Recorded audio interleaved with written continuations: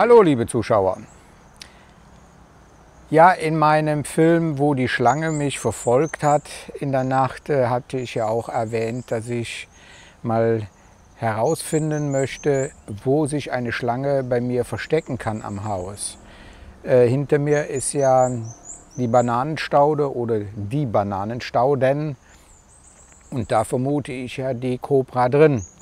Denn ich bin mir ganz sicher, dass es eine Kobra ist. Und jetzt wollte ich mal mit euch zusammen mein Grundstück ringsherum mal untersuchen, wo sich da eine Schlange verstecken könnte. Und da habe ich schon etwas gefunden.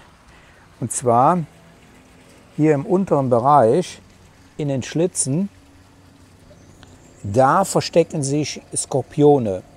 Da habe ich ja schon einige gekillt hier. Und dazu kann ich auch schon eine Geschichte erzählen, wie ich mit meiner Ex-Frau Anna verheiratet war noch. Und da hat nämlich mal ein Skorpion zugestochen bei ihr. Und durch Unwissen bin ich fast ausgerastet und habe gegen alle Verkehrsregeln verstoßen und bin wie verrückt nach Nathorn zum Krankenhaus gefahren, weil ich dachte, sie würde sterben. Sie hat so am Spieß geschrien vor Schmerzen. Und daher ist jetzt auch diese Aktion hier, hat jetzt stattgefunden, dass ich mich jetzt vorher informieren möchte, bevor was passiert, damit ich die Gefahr besser einschätzen kann. Und das rate ich euch auch. Ja, jedenfalls, ich hatte gedacht, das wäre ein tödlicher Stich gewesen. In Afrika gibt es ja, ich glaube in Afrika gibt es ja eine Skorpione, die so giftig sind, dass ein Mensch sterben kann. Aber hier auf Samui gibt es die nicht. Aber höllisch wehtun die.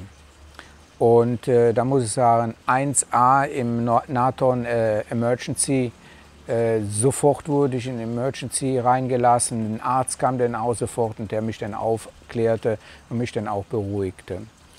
Also Skorpione haben wir en masse. Ich habe also bestimmt schon 8 Stück plattgetreten. Und man sagt, je größer, je ungiftiger ist das Gift. Also die kleinen braunen, die sind so etwa 4 cm lang, 3-4 cm, die sind am giftigsten. Und die habe ich hier überall. Und diese Ritzen, erst will ich da erstmal das ganze Grün hier wegtun. Also das ist ja uneinsichtig und das ist nicht gut. Man muss am Haus einen Bereich haben, den man mit einem Blick übersehen kann, wo sich kein Tier verstecken kann, was irgendwie gefährlich sein kann. Also hier ist ja normalerweise unser Weg in den Garten, beziehungsweise um da hinten hinter dem Haus auch die Wäsche aufzuhängen. Das werde ich hier alles clearen. Hier diese Sträucher. Gestern war ich in der Snake Farm.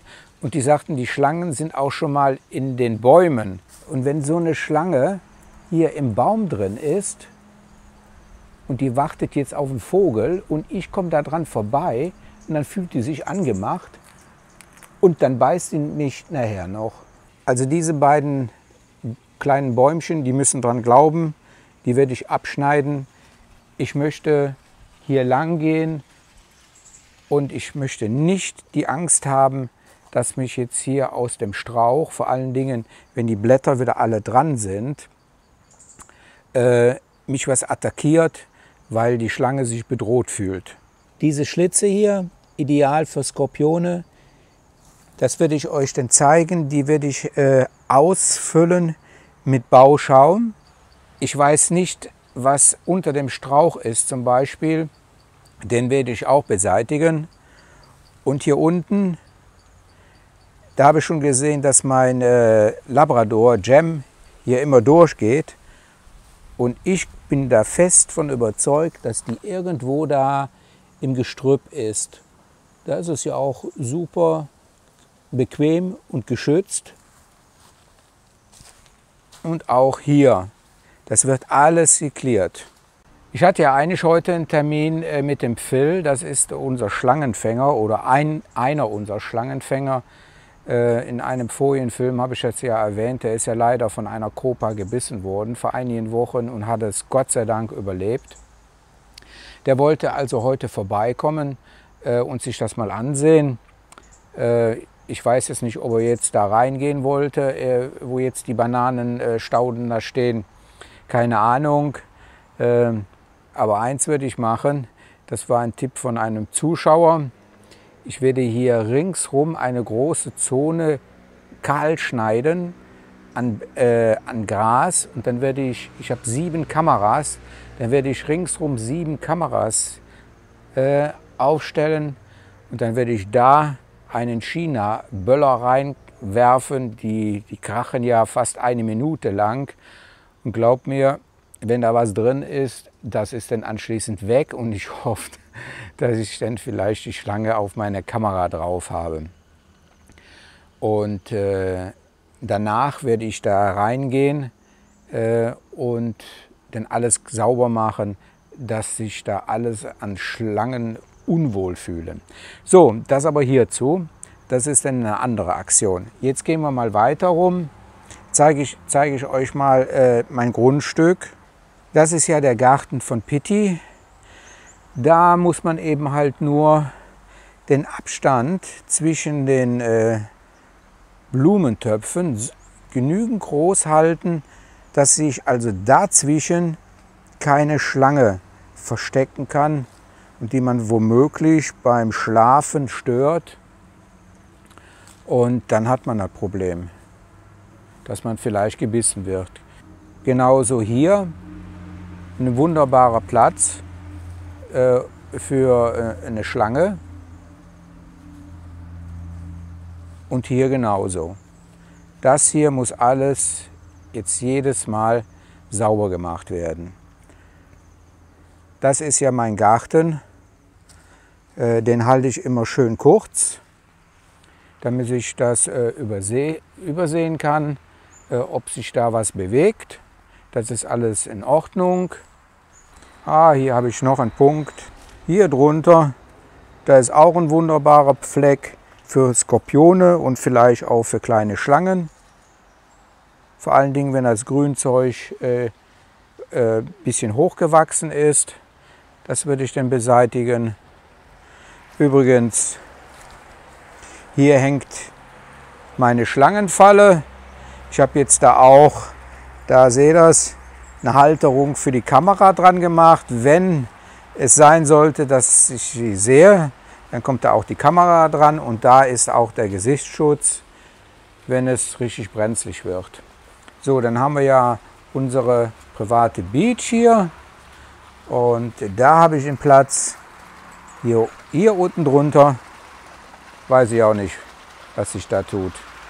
Ja, und jeder hat ja einen Treppenabgang und darunter stellt man gerne seine Klamotten. Das sollte man also auch offen halten, damit das also für Schlangen ungemütlich ist. So, hier sind wir im Innenbereich, wo wir unsere Barbecues-Feten machen und da sehe ich was. Da hatte ich ja schon mal einen Hausbesucher und das ist ideal für eine Schlange. Und ich weiß, da ist ein Tucki drin. Ich hatte auch schon mal eine Ratte da drin. So, und das untere muss verschlossen sein. So, und das ist ein wunderbarer Rückzugsort für eine Schlange. Und wenn man da die Gasflasche austauscht, dann war das vielleicht die letzte Gasflasche, die man austauschen wollte. Das muss da unten verschlossen sein. Und alle Türen, die nach innen gehen, die sollten also auch verschlossen sein. Da habe ich da unten schon einen Schieber dran gemacht. Den sieht man, weil wir nämlich hier schon mal Ungeziefer drin hatten. Da kommt keiner rein.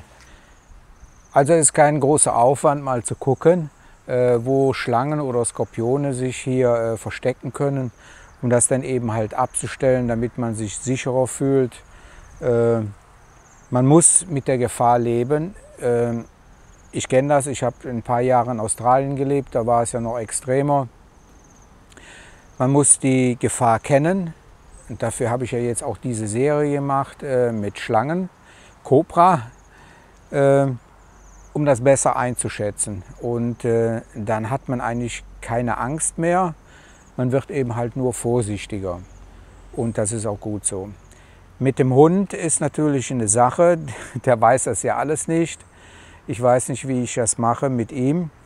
Ich kann jetzt also nur gucken, dass ich hier das Gelände ringsherum so weit kurz halte vom Gras her, dass er auch frühzeitig eine Schlange erkennen kann, aber auch, dass eine Schlange flüchten kann oder vielmehr, dass sie sich gar nicht wohlfühlt hier. Ja, das ist mein Gerät, was ich heute benutzen werde.